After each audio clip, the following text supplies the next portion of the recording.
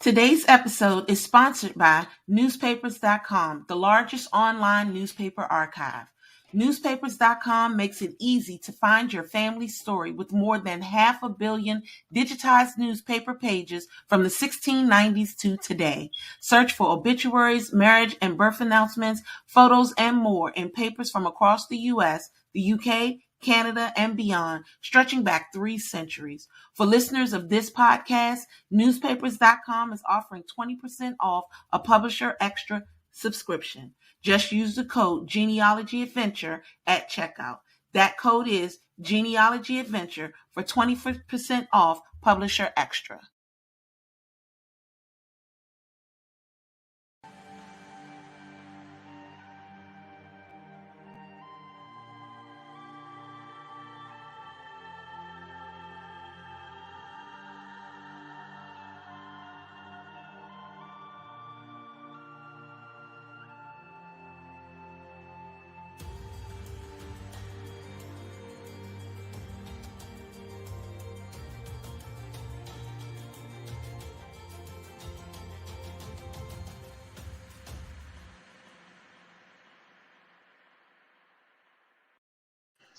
Hi, everyone. Welcome to Genealogy Adventures. I'm Brian Sheffy. And I'm Donya Williams. How are you guys today?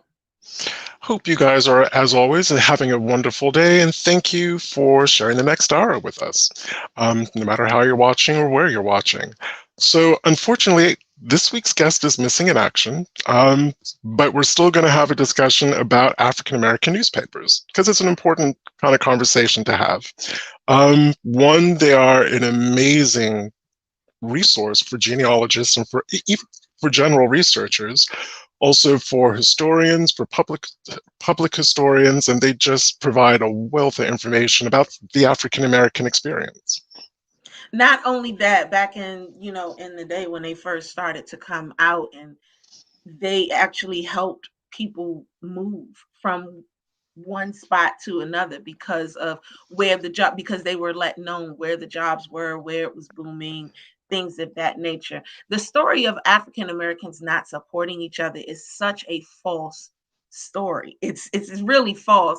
And I think the newspapers have a lot to do with African American newspapers have a lot to do with it. Well, in kind of prepping for the show, the thing that really amazed me is how far back in time these newspapers actually go. Because I guess in my head, I always kind of figured, I was always seeing dates like late 1830s, maybe the mid 1830s, but I actually found the first one was called Freedom's Journal. It began in 1827 in New York City.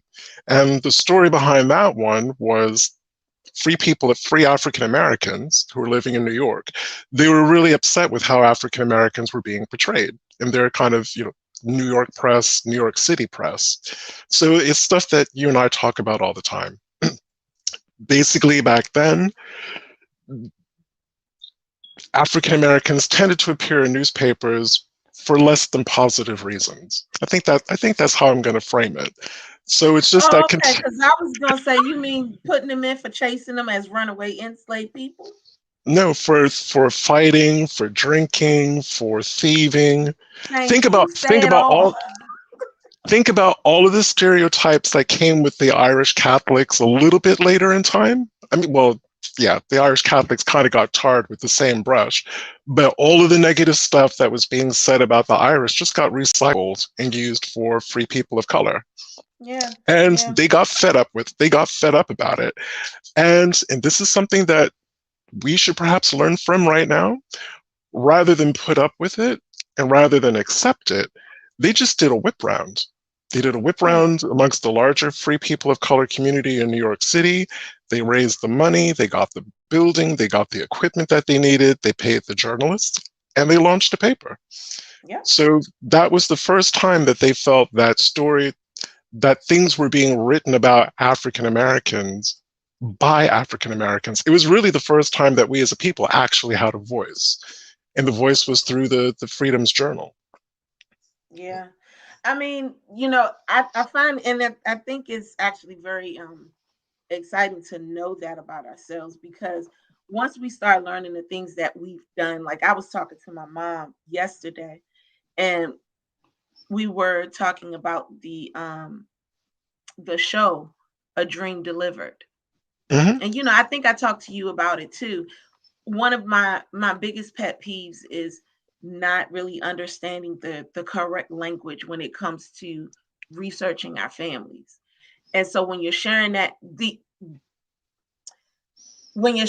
information, you need to know what to say, how to say it, when to say it, things like that.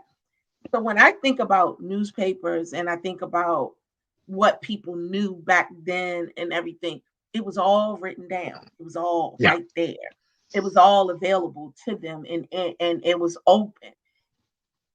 And it makes me wonder, for today, where did African Americans stop supporting? Where did it happen? Because when I think about the research that we've done, because I'm trying to weave genealogy in this whole thing, and you can, it's not difficult. But when I think of the research that we've done and how we go and we actually on depend on newspapers to help us get through what we need to get through, find what we need to find as far as African Americans are concerned. And we start to learn about our families and what they did and how they were picking up together. There's an article, I think it's in the Index Journal. Well, you know what? I'll go back even further. It was in the newspaper. Now, which newspaper, I don't know. But it was in the newspaper about the over 5,000 African Americans moving from South Carolina Hmm. to Arkansas. Which This is what was made in us start looking there for parts of our Yes, family. exactly. Exactly. It made us look in Arkansas. We're like, oh, 5,000, hold up. That means at least one of us went. It's no way. At least one of us. And sure enough, we have connections in Arkansas through our Edgefield family. So the newspapers did that. I'm Hmm. I'm pretty certain. I'm pretty certain it wasn't. I'm sure an African American newspaper was a part of that, showing that. And then Hmm. you had Robert Abbott from the Chicago Defender. He's literally credited for moving over 500,000 people from the South to the North by allowing them to know what jobs were available, if jobs were available.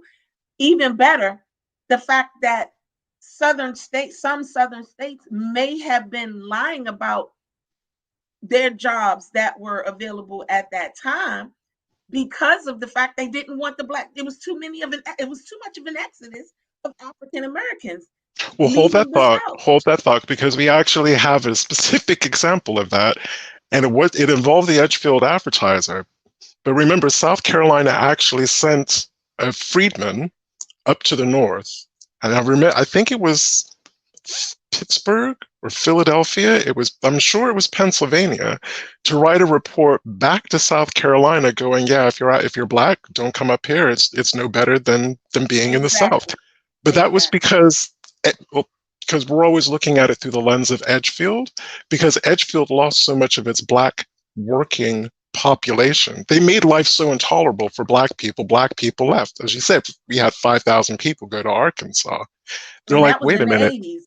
That was in Exactly. the 80s. And they're like, wait a minute, wait a minute, wait a minute. We don't have enough people to like do the sharecropping and Mm-hmm. the manual farm work. We have to put a Mm-hmm. pin back. We have to put a pin back in it. So they Mm-hmm. didn't think, oh, well, maybe we should pay people better or give them better working conditions. No, it was So, propaganda. Let's send someone up to Pennsylvania to write this really negative article about life in the North. and it wasn't just someone. Let's remember who it was. It was Who was it? Reverend W.M. Peterson. That's who it was. Yes. It was W.M. Peterson, very well respected and our family member, um, uh, pastor, preacher in the South. He was the one that wrote that letter. Mhm. That's why we know it so well, because he did it. And when you think about them doing things like that, and but then you turn around and you have people like Robert Abbott, who was the founder of the Chicago Defender, making sure not only was he moving them out, he was also letting people know where the lynchings were. He was like the He was the media version of the Green Book. Yes. Yeah, he was.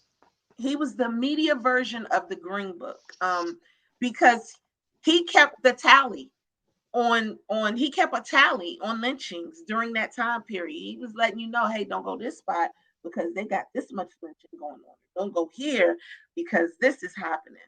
So, it was that kind of stuff that he did. I could talk for days about him because when when I first when I was writing my book is when I learned about him, because there was something in Chicago Defender that I had to find for my family, and then learned that it was a Black person that was the actual founder. And I was like, what? And then I just started digging and digging and digging and learned about him. And Hmm. it's amazing to me.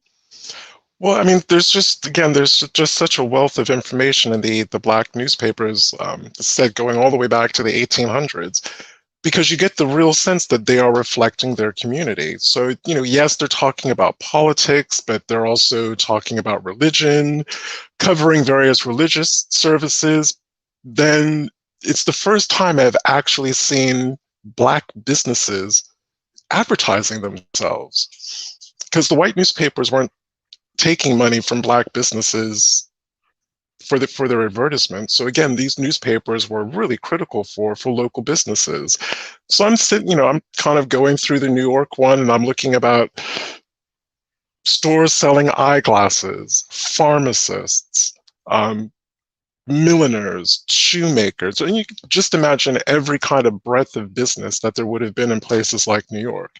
And yeah, it was a business, but could have been someone's ancestral family's business. And it's just really giving you kind of that glimpse behind the looking glass about what life was like, because Right. that really wasn't being covered anywhere else. And again, it just proves that Black people were doing stuff. I mean, we had to. I mean, to keep a roof over your head, to keep food on the table, to get married and have kids, you know, you didn't do that Yeah. just living. You didn't do that just living on air. My mom and I yesterday, we talked about a lot of things, and we talked about the importance of African Americans knowing their history. And this is just a part of it. Now, the thing that bothers me is that we're not like we were then. That's what bothers me. Because as well as we're pushing African American newspapers, and I don't know, you might want to mute me of what I'm about to say.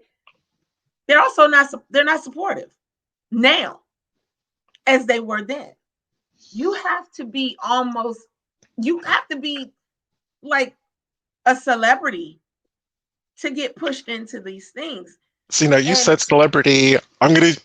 I agree with you. I'm going to use a slightly different word. They need to perceive you as being an influencer. So they're looking at your Instagram followers. If you have less than 1 million followers, you're not considered to be an influencer. They're looking at your Twitter feed. So for people like us, that's really difficult because we have a very niche show. we do. We We cover do. a very niche subject, and what we do talk about, and I will always vividly remember the pushback about that, how to research breeders. Because we get, why are you all dragging this stuff up? And it's like, well, some people are descendants of breeders. By the fact that they were breeders and have multiple children, the chances are pretty high that you have at least one breeder in your, if you're African American, you have enslavement in your ancestry, the chances are pretty high that one of your one of your ancestors, period, would have been a breeder. Yeah.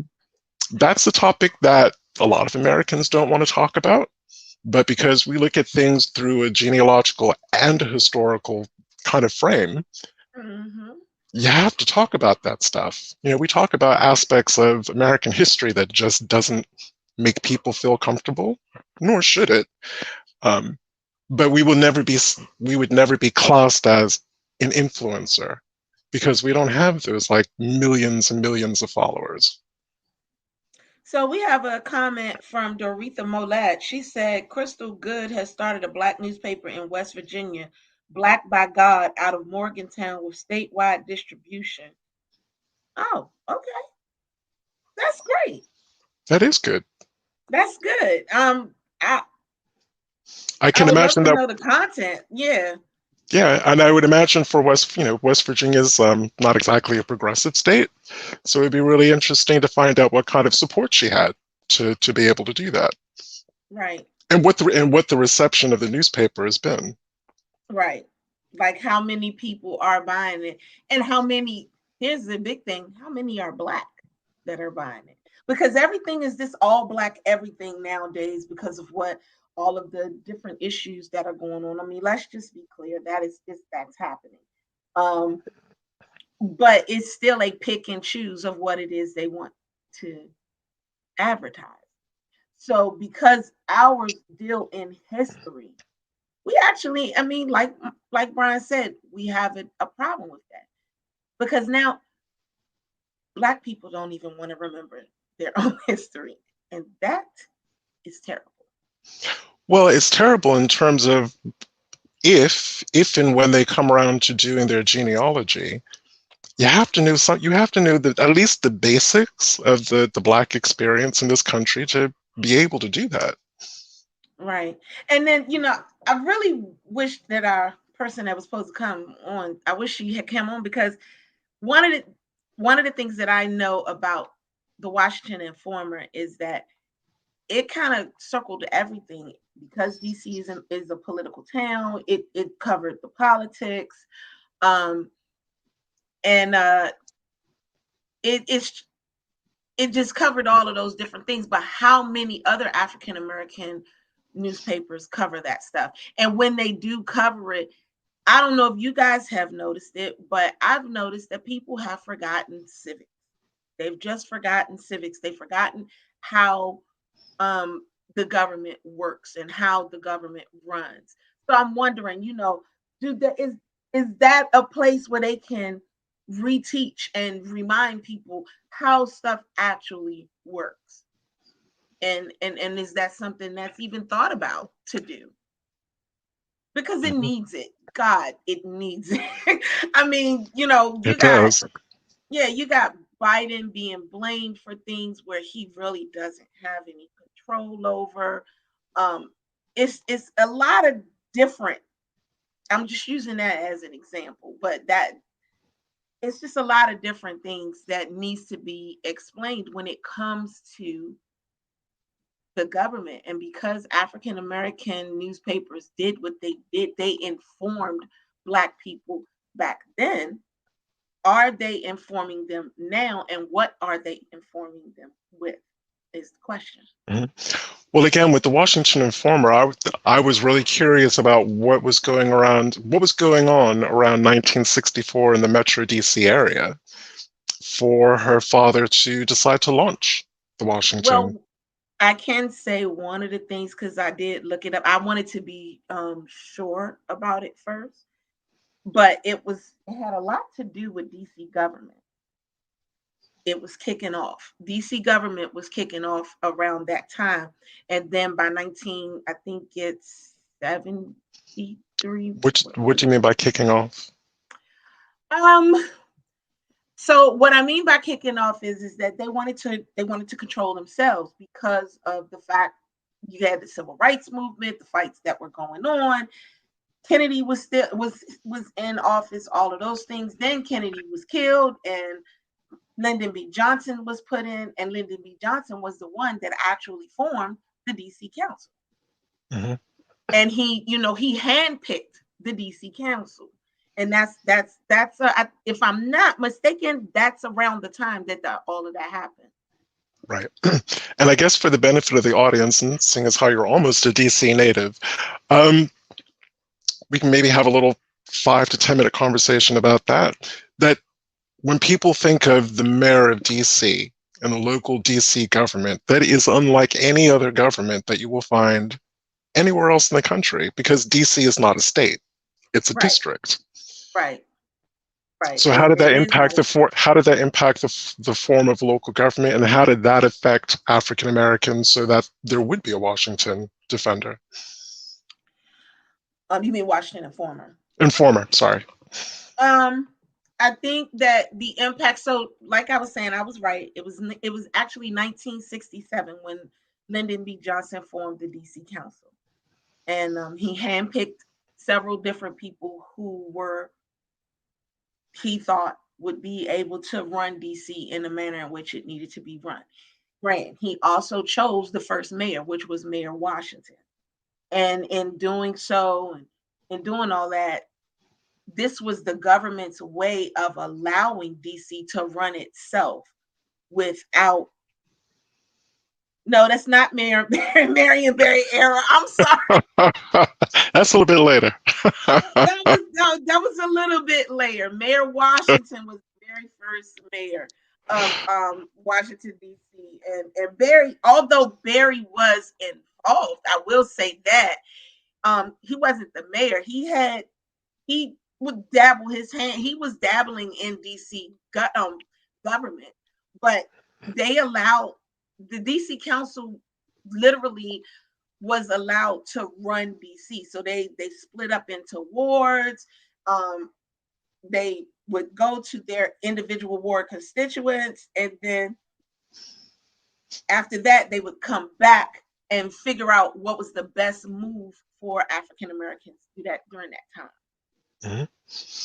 So, am I right in thinking? I'm just trying to remember conversations around my mother's family's dinner table. Remember, this is a period when I was really little. So, if African Americans in general, around we're talking about this, really talking about the civil rights era, if they didn't really have a voice across the country, is it fair to say that African Americans in DC had even less of a voice because you didn't even have national elected representatives at that point?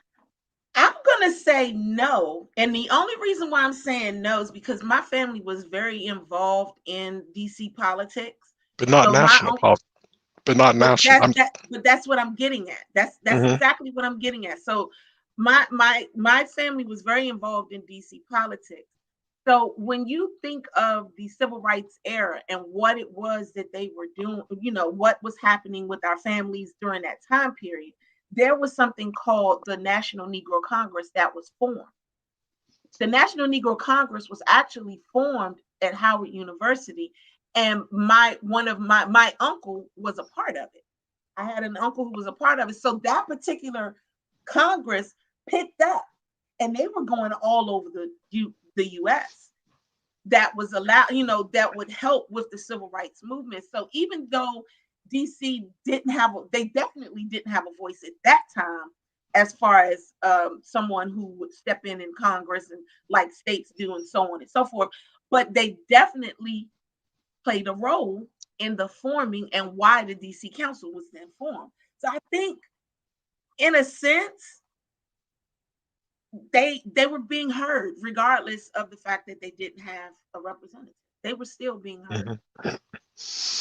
And I can, because again, the paper was a staple in my mother's family's house, but I can also imagine that the other press, names that we Mm-hmm. recognize today, they weren't covering positive Black stories in DC. It was all No. murder, death, kill, jail, whereas the African American newspapers were talking about civic leaders, religious leaders, business, Yes. and it's not saying that crime wasn't happening. That is not what I'm saying. But there was positive stuff happening too. Yes. So I can imagine the frustration if, the other papers in DC and the DMV area were only stressing the negative with none of the positive, and you're an African American living in DC knowing that positive things are happening, that would give rise to a paper that gives rise to your voice. Exactly. And C. Davis made a really good point. She said she found her grandfather's obituary because the Michigan Chronicle Black newspaper announcement was included in the funeral costs at the African American funeral home. Black businesses supported each other. Now, not only that, Crystal, they also was going to the Black hospitals because we were finding they would list births that were happening that week. They would list, whether they were boys and Mhm. girls, or if it was you know who the couple was, giving very, although little information, but definitely information about us and who we were and what we were doing and where we were going and how we were doing it and what new business we. I mean, it was awesome the way the support Mhm. that was going on during that time period. And it was really good. Crystal Good, the one that has the paper, she says, "I'm here." Well, again, I'll give another example. It's something that we posted earlier this morning on the Genealogy Adventures Twitter feed. It's a story that I researched about an ancestral cousin whose name is Layla Bell Sheffy Taylor. She grew up in DC. Her parents were, they worked for the government. Well, actually, her father was a very successful carpenter. Her mother, I can't remember what her mother was, a stenographer or something like that in DC. And this is the really early turn of the 20th century. So like the early 1900s. Okay. And there was just, and I was able to trace the story of her life and found a picture of her Mm, just through the black press. To cut a yes. long story short, she went to visit a cousin who was living in Ohio. I'm pretty sure it was Ohio. So that told me already they were both very educated people, her cousin and her. She ended up marrying like a friend of her cousin's. Hmm. But it told me that those two branches of the family were still close and still in contact, even though one was in DC and the other one was in Ohio. She goes to Ohio to basically, like I said, stay with her cousin. It sounds like I actually, in the article, I liken it to a Jane Austen novel. So you Hmm. have middle class values, couple courting each other. There's an the heroine gets ill. The handsome doctor kind of comes to her rescue, and then they get married, and there was just such a wealth of information about her that I wouldn't have been able to find any other way. That's And right. what I love about it, and it sounds like what C. Davis loved about finding their grandfather's obituary, is it really turns names and just dry, vital statistic dates of birth, death, and marriage. They turn that into real people. There's a Yes. there's a physical description of Layla. There's a really long paragraph about what her personality was like. Awesome. They're just awesome. That's all Yeah. I can say about that.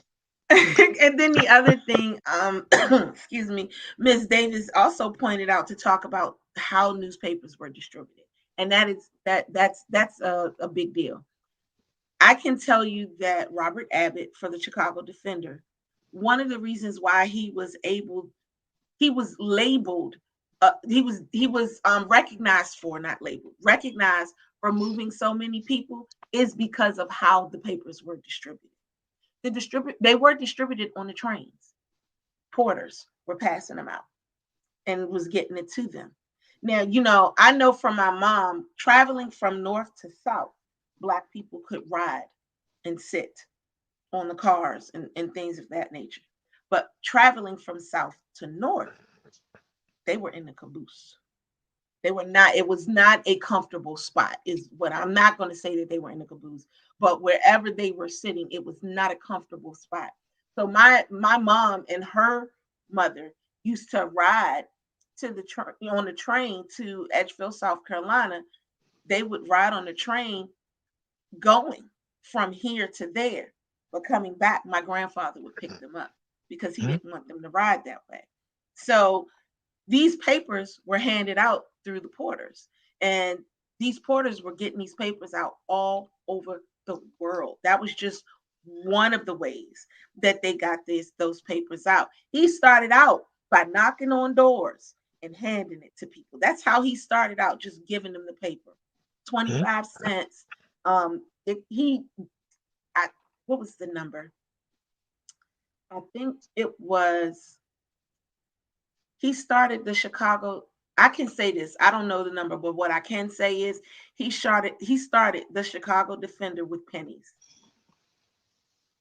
with pennies, and he was getting it done. And Because they I'm needed them, because what they were really after were subscribers. You would yes. subscribe to the newspaper. Now, my father's family in Southwest Virginia, they were getting theirs in the post. Mm. And to listen to it, it was like a really big deal when the newspapers arrived. Let's find out what's going on with other African Americans across the country. Right.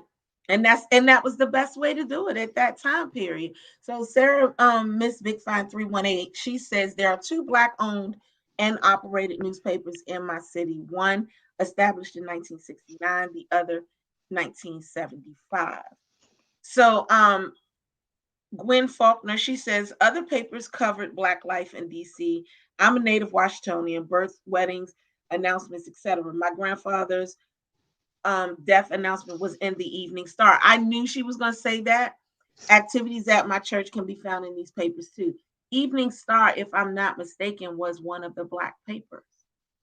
So I'm not saying that other papers did not cover African Americans. We're never saying that.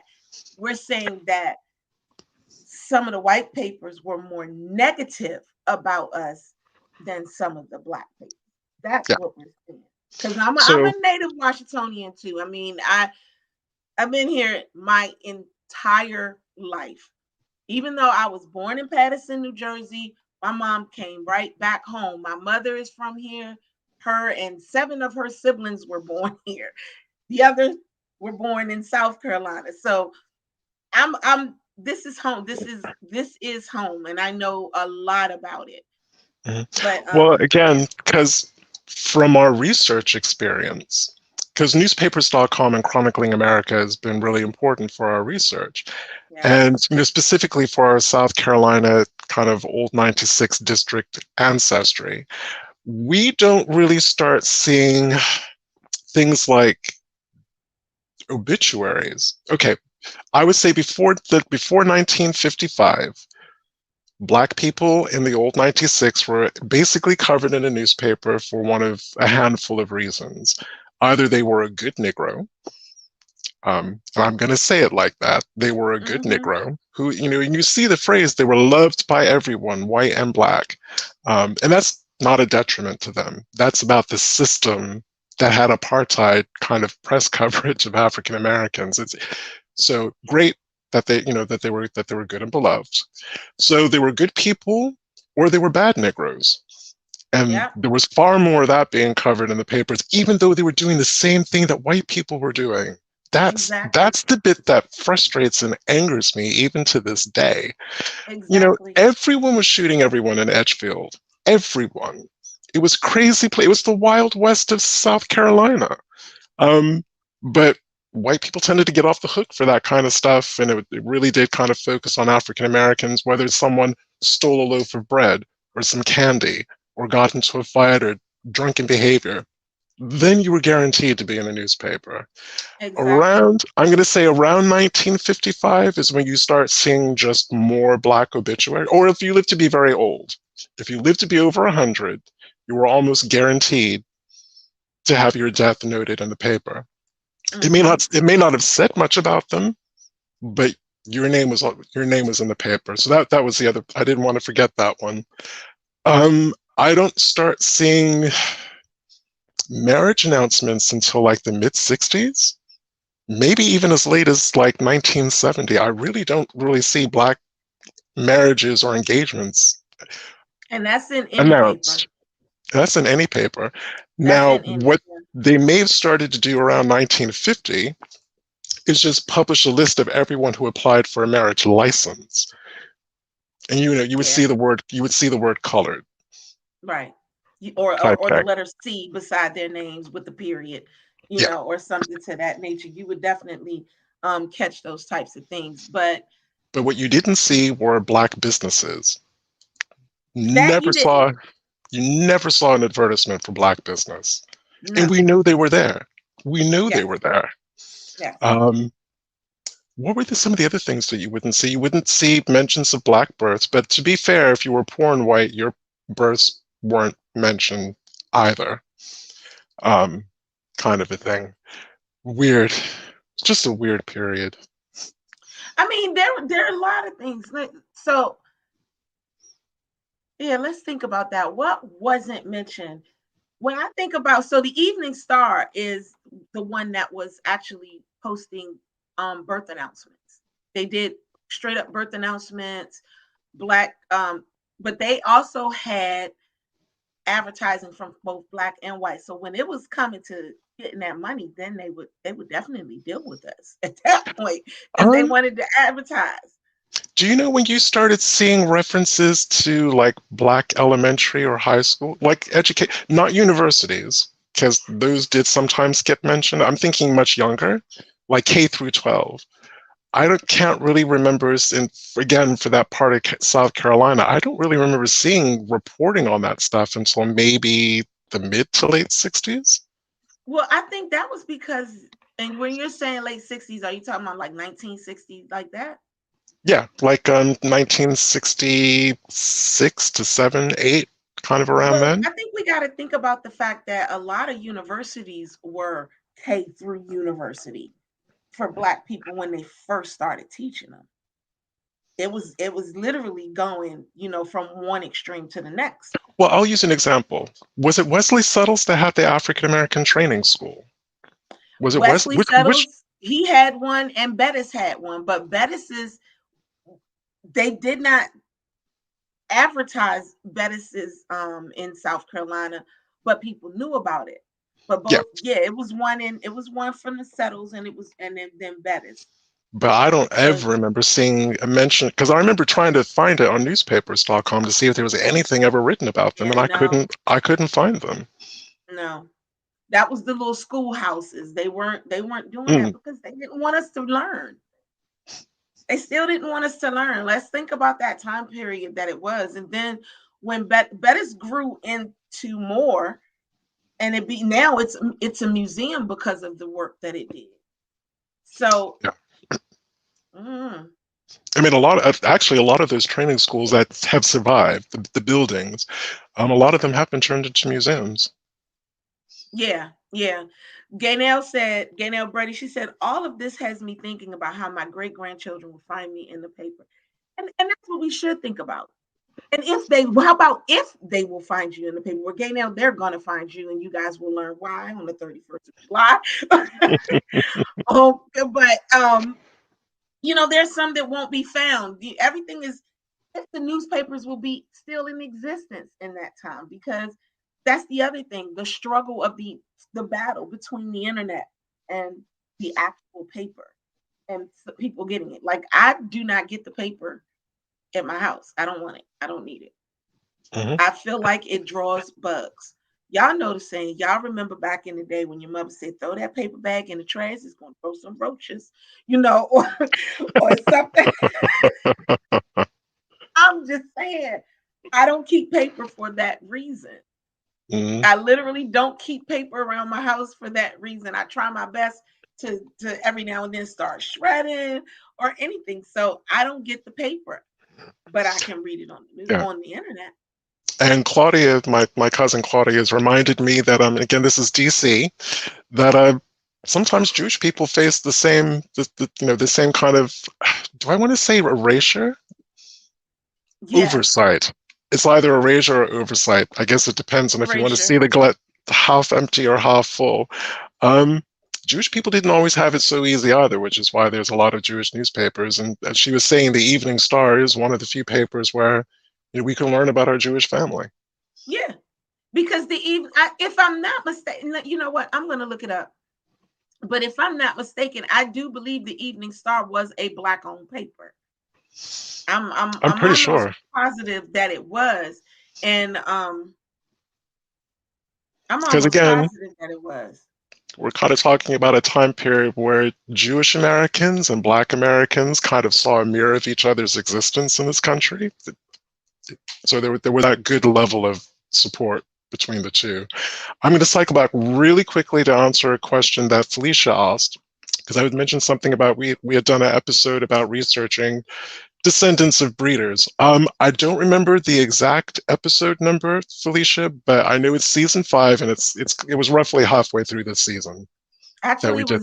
it was December 10th. I remember the date because we had such, yeah. So if she needs the date of that particular show, it was December 10th. If you go into um YouTube. YouTube and look for the show for December 10th, That's the show, and that show it was amazing.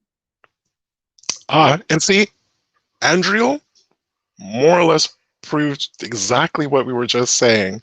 She was able to find some information about her great grandfather in the Abbeville Press and Banner in 1897, mentioning him as a trustee of St. James AME Church. Black newspapers are a wealth of information. Yeah, and then the other thing that people need to realize is that when you do see us in the regular newspapers or what have you, and they're talking about us on a good note, especially back then, it was said that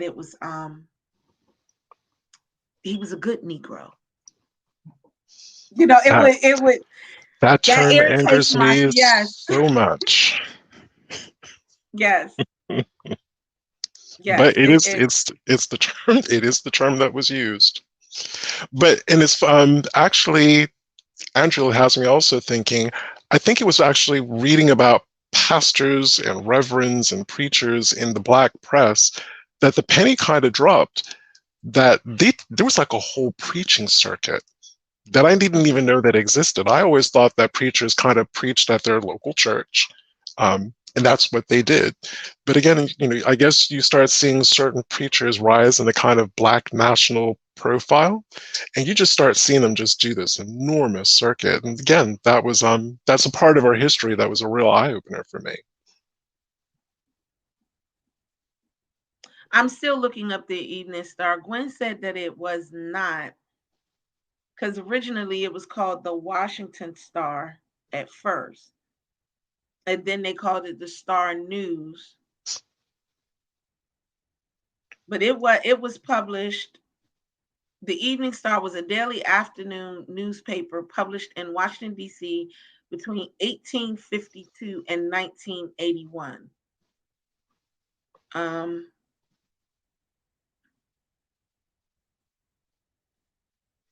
It was the city's newspaper of record and the long-time home of columnist Mary McGraw. So she was a columnist on there. I'm going to say it's not simply, I'm going to agree with Gwen and say that it's not simply because if it was, they would have said it. Yeah, they You wouldn't know, have held back on that. yeah, they wouldn't have, the founders was a Captain Joseph Burroughs Tate. He was the overall founder. And the other thing is, I didn't appreciate the sheer number of Black newspapers that had been created over the history of this country. And not all of them survive in physical form. So I would say the ones that have are really, really important, really Yeah, invaluable. Where are they? right. And how are we supporting them today? And How are are we we supporting supporting? them? Yep. And are So, if we're supporting them at all? are Well, they you in our guys have a lot to say. So, they definitely need to be in an archive, they need to be digitized, and they need to be publicly available. Because again, that's another conduit, another unique conduit that Black researchers can actually use to find out more about their family. Right. And So you're absolutely right. I believe the National Archive has a goodly number of them. I remember doing research last year in Mississippi. I can't remember the name of the paper, but there was one. There was an African American paper. I think it went for about 5 years before it closed. And there was an indication that they were being housed somewhere in Mississippi. Do you know I spent 3 months trying to track down where that newspaper, where the kind of archived copies of that paper was? No one knew. Not the University of Mississippi, not the Mississippi Archives, not the Mississippi Because it's probably Historical burned and Society. gone. They're probably gone. You're talking Mm, about Mississippi. Come on. Look. Okay. I'm going to leave that alone. yeah, that we can let that dog sit in front of the fire. Yeah. Yeah. Yeah. We can just because that's what, never mind. Try to be a good girl. Try to be a good girl. No, but Well, one thing seriously, that our audience might be able to do for us is if you are aware, and especially in the South, if you are aware that your county, that there was a Black newspaper in your county, um, do a little digging, see where it is, see if it still survives. And if it's not digitized, throw us a line at Genealogy Adventures, and we'll chase that up.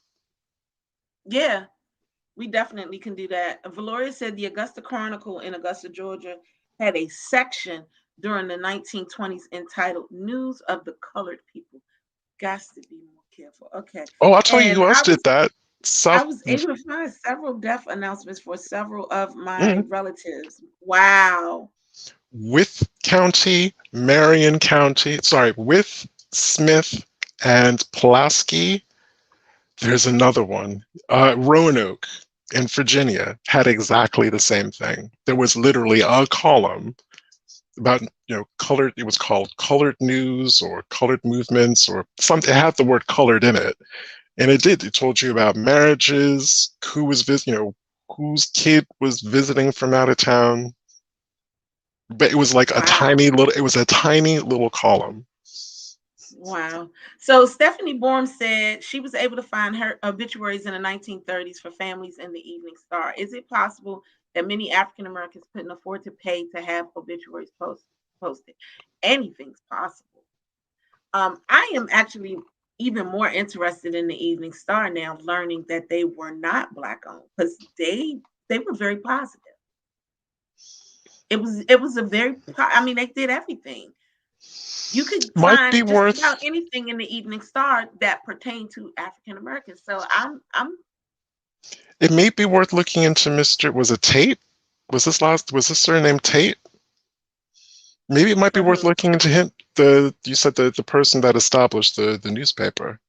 Yeah, the founder, his name, the overall founder, it was founded in 1852, and the founder was Joseph Barrows Tate. Tate, Might be worth looking to see if Tate. he was an abolitionist or a Quaker or both. That's what it is. That's what it's really looking like. I mean,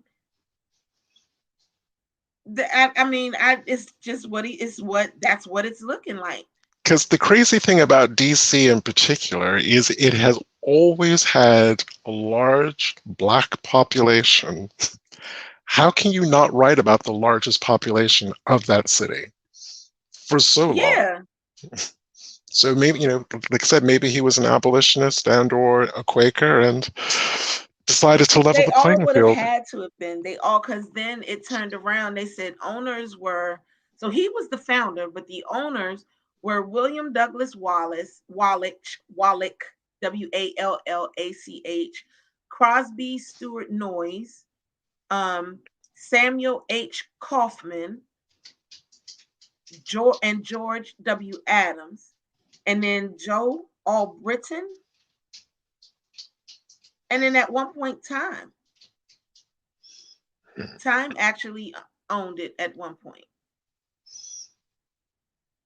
So, and everybody, they were all white. They were all white, but they gave, But when I'm looking at their dates of when they were around. Mhm. Now, Stephanie said 1930 that she was finding obituaries. That was during George W. Adams' time. That was during his time, and then it went into Joe Albritton. That was during. So, yeah, this is very interesting to learn that. Well, actually, I'm going to build on something that Loretta said, and I'm just going to share her comment. So Loretta Bellamy said, another blanket search to try on newspapers.com. Things like use search terms like news from the colored. No names or state. You can get amazing results from all across the United States. Also, I hate to put it this way, things like old colored dyes, old Negro dyes, Old Negro dies, yes, with or with the aged colored man.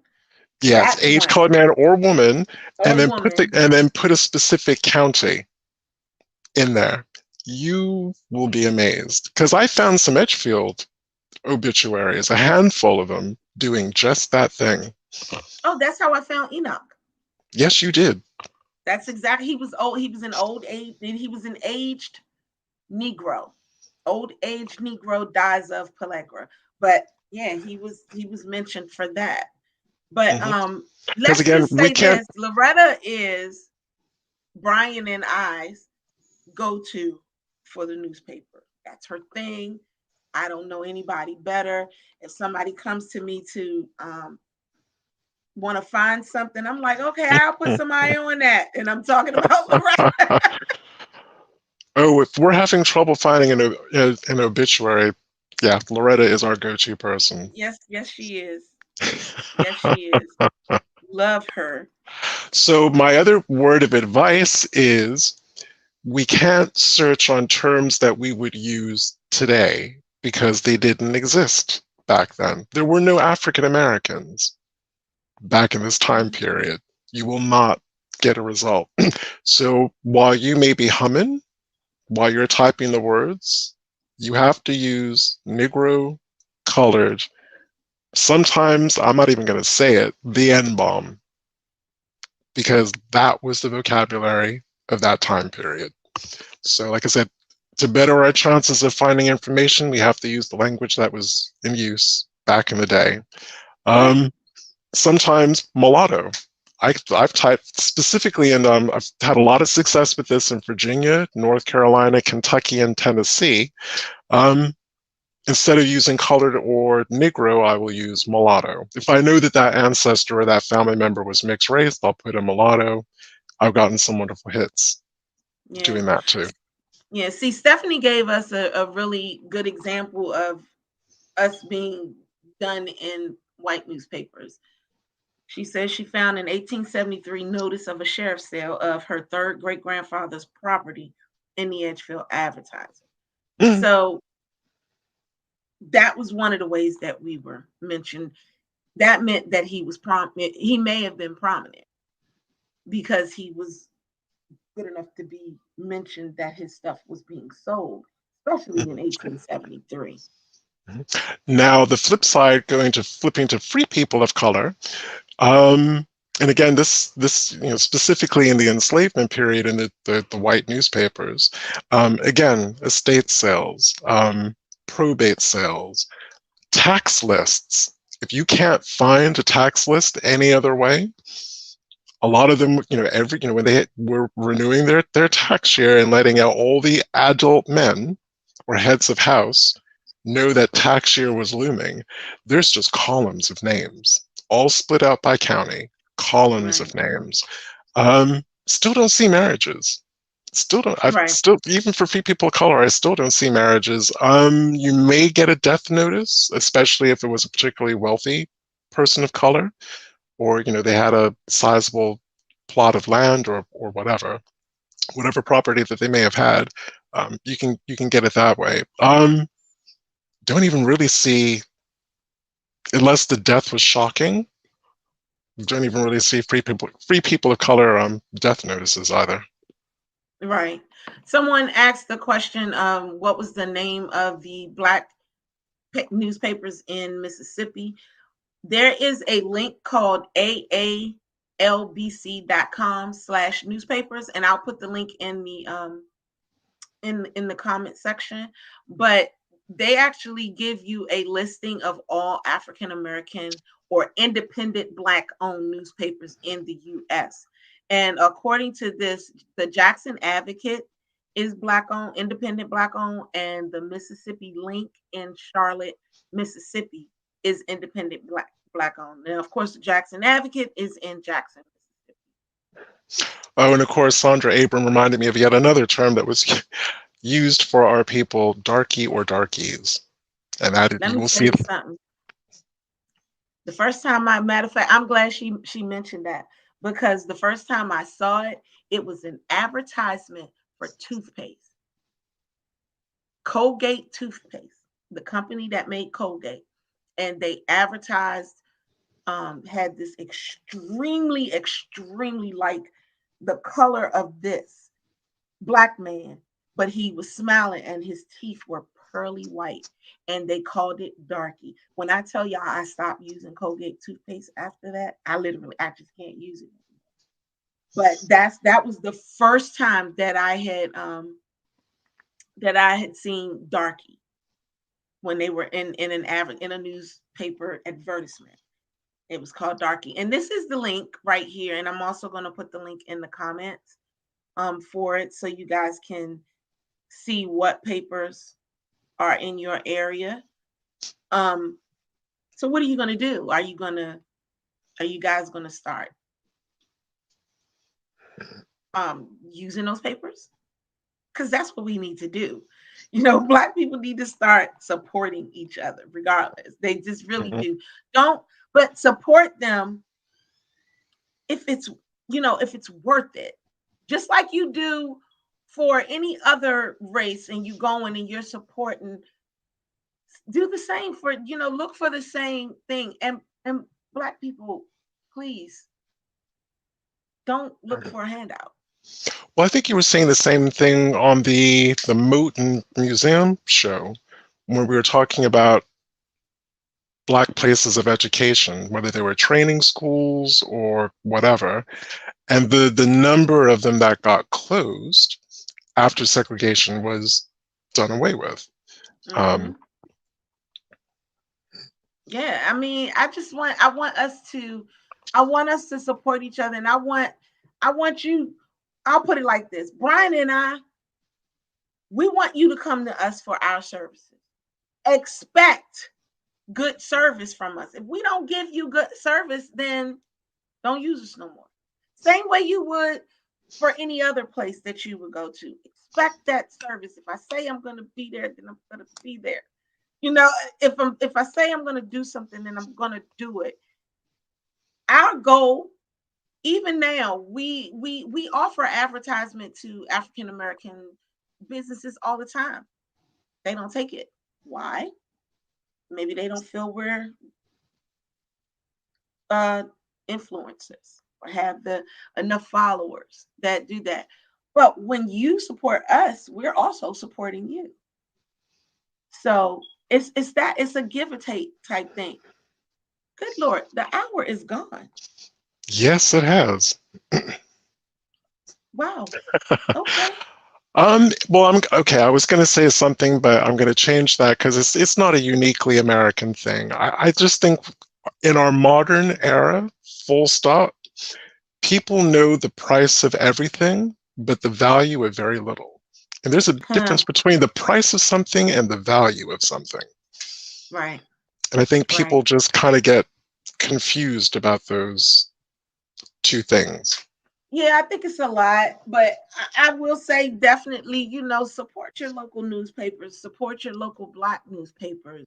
If you're Black, support them, period. Because right now, the timing that is happening, with everything that's going on, y'all gonna learn today is that's the best tone. That's the best thing that I can say. You gonna learn today on Well, I tell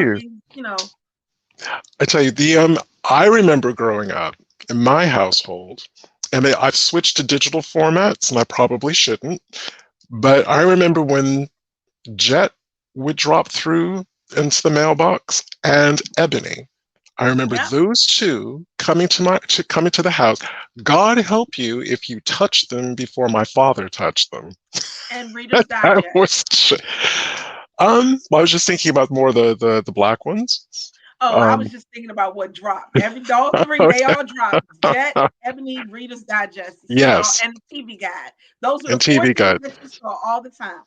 But Jet Magazine and Ebony in particular, Lord help you if you touch them before my dad touched them, because he would keep getting to his feelings. But you were just really excited because again, I don't know of any other way to explain it to someone who's not Black or African American or BIPOC or however you want to describe. Representation matters. When you see something in print with a face that looks roughly like yours, that's everything. Yes. I mean but that's just in everything.